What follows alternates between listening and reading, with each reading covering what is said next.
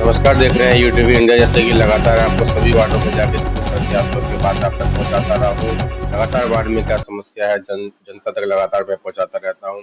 हमारे साथ मन्नू जायसवाल जी है, जो लगातार भारतीय जनता पार्टी से उपसभापति भी रहे हैं और लगातार समाज सेवा करते रहे हैं। जानने की कोशिश करेंगे इस बार चुनाव लड़ने का वार्ड पार्षद से क्या उद्देश्य है।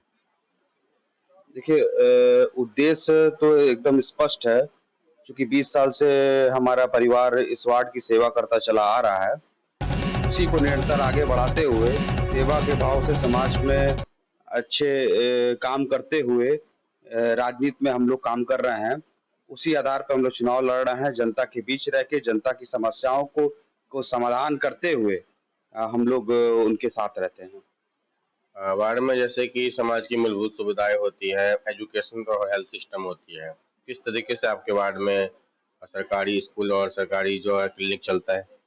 जो भी हमारे वार्ड में सरकार से संबंधित स्कूल है, उसमें सरकार की जो भी योजनाओं हैं शिक्षा संबंधित, उन तक मूल सुविधाओं को जनता को तक पहुंचाने के लिए हम लोग निरंतर प्रयास करते हैं।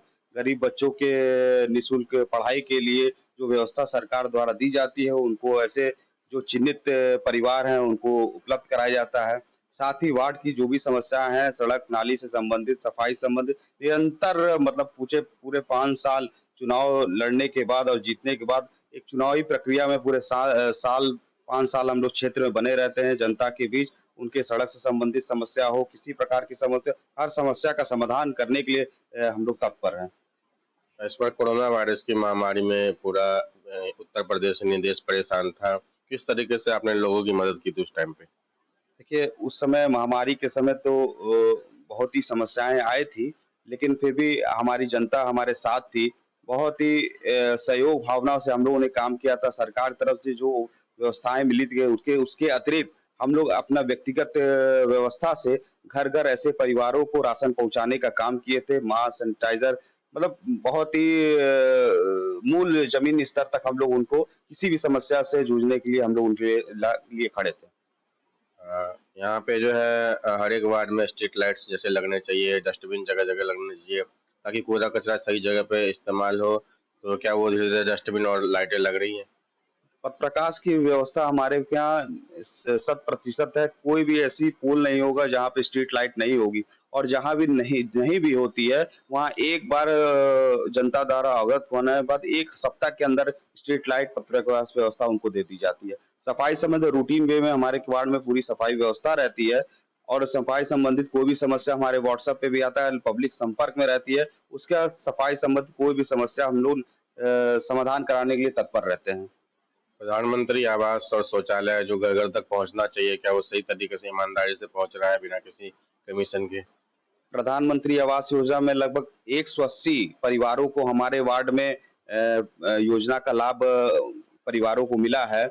और मैं निश्चित ही पूरे विश्वास के साथ कहता हूँ, पूरे शहर में एक हमारा ही ऐसा वार्ड है जहाँ पे किसी भी भ्रष्टाचार जैसा 1% 0% किसी भी नाम नहीं है। पूरी ईमानदारी से पूरे 180 परिवारों का आवास आज के समय में निर्माण हो चुका है। वो परिवार खुशहाल जिंदगी अपना उस मकान में रह रहे हैं। बिजली की तो कोई समस्या नहीं है और पानी पीने के क्या इंतजाम आपके वार्ड में है इस टाइम।